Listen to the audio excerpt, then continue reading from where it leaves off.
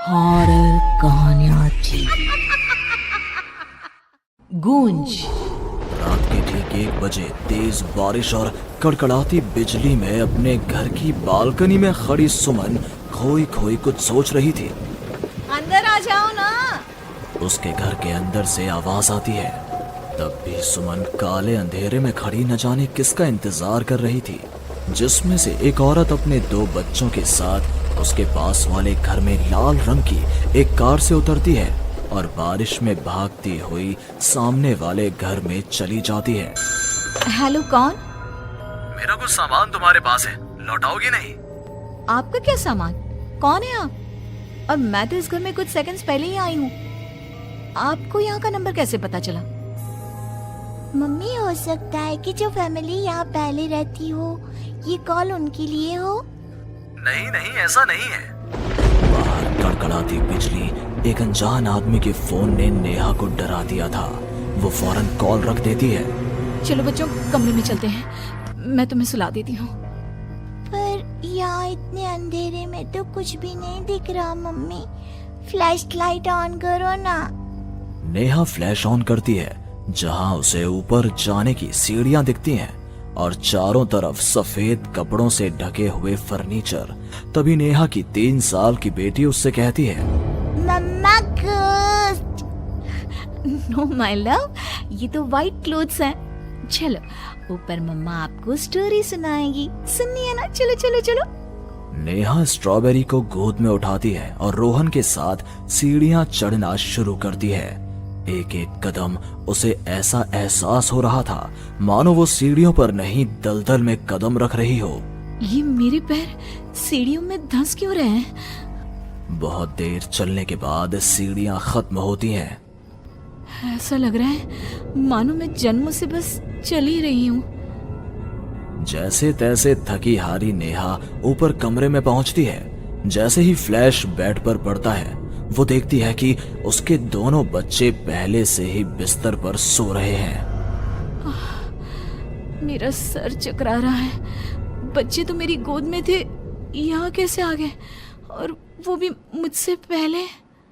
नेहा कुछ समझ नहीं पाती और बेसुध होकर जमीन पर गिर पड़ती है।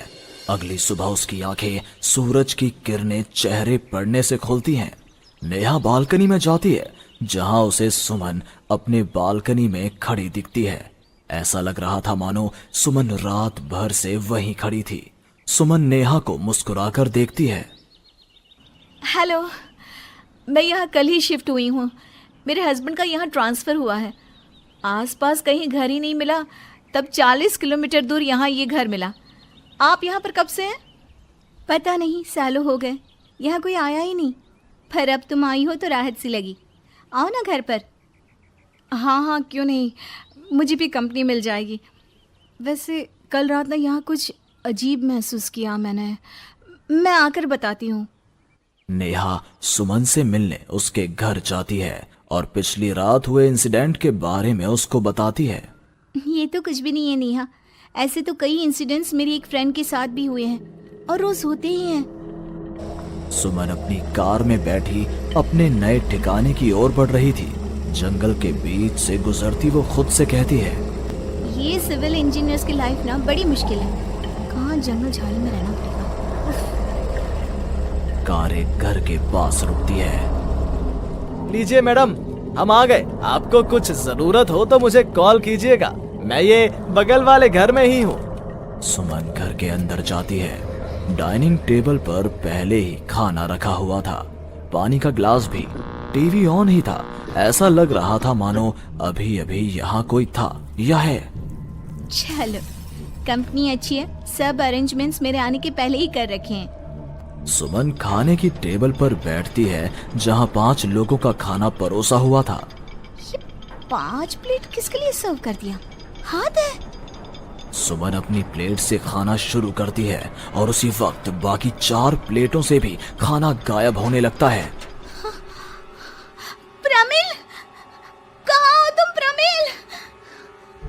सुमन भागती हुई अपने ड्राइवर के घर पर जाती है। सुमन क्या देखती है कि प्रमिल जमीन पर गिरा हुआ है। फर्श पर हर तरफ खून ही खून। प्रमिल के मुंह से भी खून आ रहा था। वो कराहता हुआ कहता है, मैम, यहाँ रूहें रहती हैं, ये आपको भी नहीं छोड़ेंगी। ये कहते कहते ही प्रमिल दम तोड़ देता है और सुबह के 11 बजे अचानक ही अंधेरा छा जाता है। चारों तरफ से अजीबो गरीब आवाजें आने लग जाती हैं। मम्मी आई, अरे कोई खाना देगा क्या मुझे? अरे जी सुनिए ना, प्लीज प्लीज मुझे मत मारो। पापा बचाओ, ये लोग कौन है? सुमन अपने दोनों हाथों से अपने कान को बंद कर लेती है और जोर जोर से चीखती है। अचानक एक सन्नाटा चारों ओर फैल जाता है। सुमन प्रमिल के घर से बाहर निकलती है।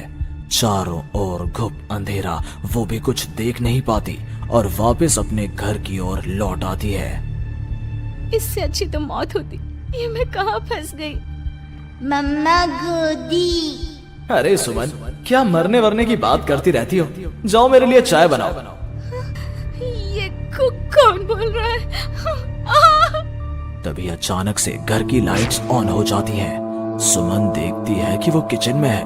उसके ठीक बगल में एक औरत, जिसके बाल उसके चेहरे की ओर थे, गैस के फ्लेम में अपने दोनों हाथों को पका रही थी।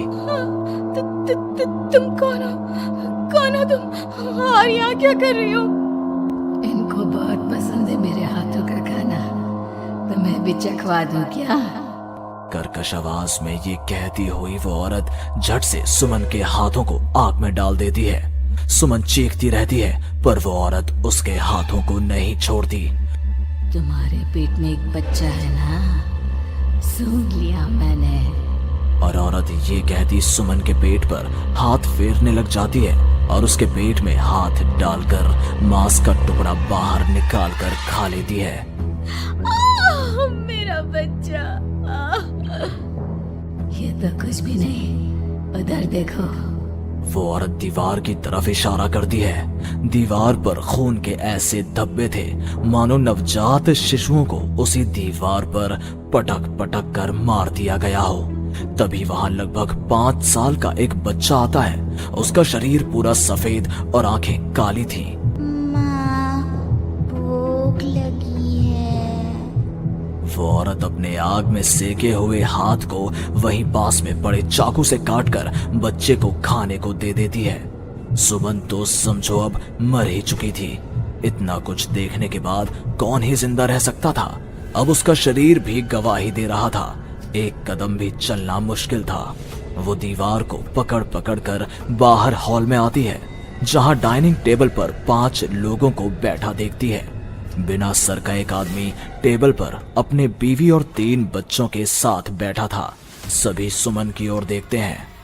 मम्मी, तुम मेरी मम्मी बनोगी। यहाँ हमारी जैसे बहुत से लोग रहते हैं, बहुत सारे। फिर उस लड़की का क्या हुआ? वो अब जिंदा है? हाँ, उन लोगों को एक जिंदा इंसान भी चाहिए था, जिसे वो रूहें रोज मारे, रोज। पता नहीं कितनी ही रूहें हैं, आज भी 1-2 तो दिख ही जाती हैं। वो लड़की तो बस निकलने का राह ढूंढ रही है, पर वो निकलेगी कैसे? क्या कोई तरीका है? हाँ, किसी और को उन रूहों के हवाले कर देना, यही एकमात्र रास्ता है। तो उसने किसे उन आत्माओं के हवाले किया? किया नहीं, अब करेगी। तुम्हें ये वही घर है और वो लड़की मैं हूँ। अलविदा नेहा।